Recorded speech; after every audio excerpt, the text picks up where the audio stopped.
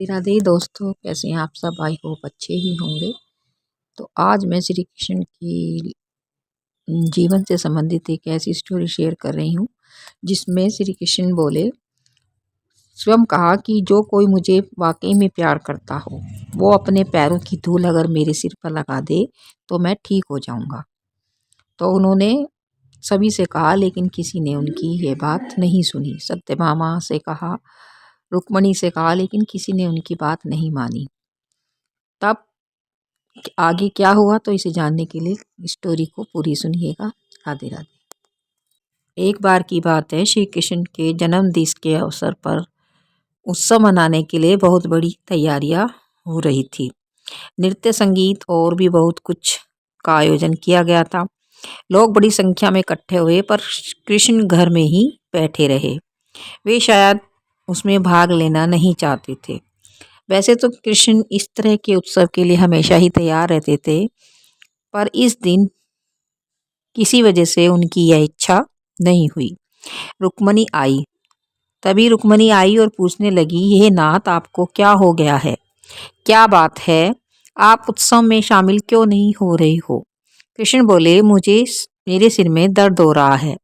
हमें नहीं मालूम उनको वास्तव में सिर दर्द था या नहीं। हो सकता है कि वाकई हो, और ये भी संभव था कि वे नाटक कर रहे हो। तो ये बात उनमें से कोई भी नहीं जानता था। न रुक्मणी जानती थी, न ही सत्यभामा जानती थी। और ये सब श्री कृष्ण की लीला ही थी। कृष्ण ने कहा कि यदि कोई मुझे सच्चा प्रेम करता है तो वो अपने पैरों की धूल मेरे सिर पर मल दे तो मेरा सिर का दर्द ठीक हो जाए। मेरे सिर में दर्द हो रहा है। रुक्मणी बोली, हमें वैद्यों को बुलाना चाहिए। तो वैद्य आए। उन्होंने तरह तरह की दवाइयाँ दी। तो कृष्ण ने कहा, ये सब चीज मुझ पर कोई असर नहीं करेगी। लोगों ने पूछा, तो हमें क्या करना चाहिए? अब तक बहुत सारे लोग इकट्ठे हो गए थे। सत्यभामा भी आई और नारद जी भी आए।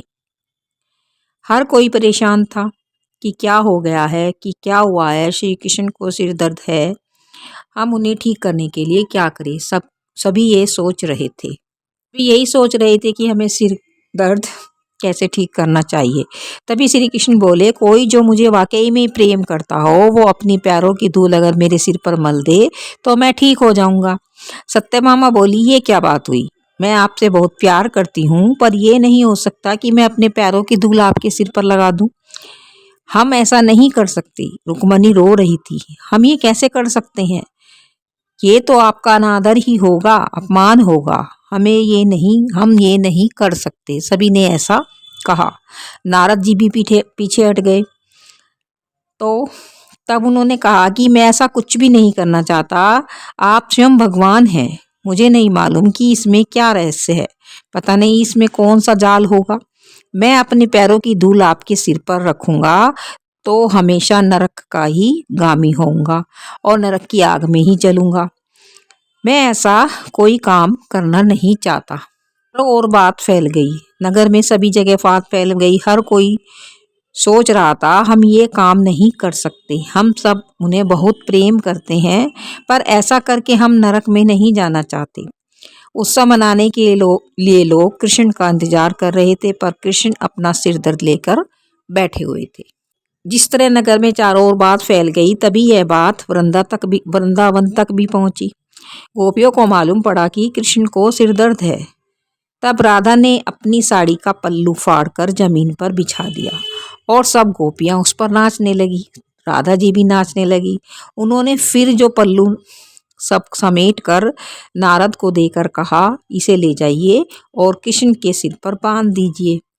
नारद वो धूल भरा पल्लू ले आए और कृष्ण के सिर पर बांध दिया। कृष्ण का दर्द तुरंत ठीक हो गया।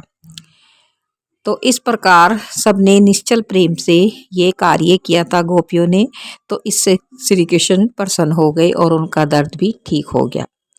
कृष्ण ने हमेशा स्पष्ट रूप से बताया है, हमें कहा है कि उनके लिए कौन सी चीज सबसे ज्यादा महत्वपूर्ण रखती है।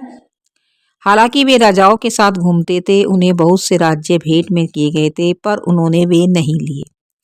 उनके लिए सच्चा प्रेम, निस्वार्थ सेवा और सरल प्रेम ही महत्वपूर्ण था, वही उनके लिए मायने रखता था। तो हम सभी को उनके प्रति सच्चा प्रेम, निश्चल प्रेम करना चाहिए, जिससे कि वो हमसे प्रसन्न रहे और हमारी सहायता के लिए तुरंत तैयार रहे। वैसे तो हम भगवान भगवान करते रहते हैं, लेकिन क्या हमारा सच में प्रेम उनके लिए सही है, सच्चा है, निस्वार्थ है? ये सभी अपने अंदर विचार करके देखें। राधे राधे।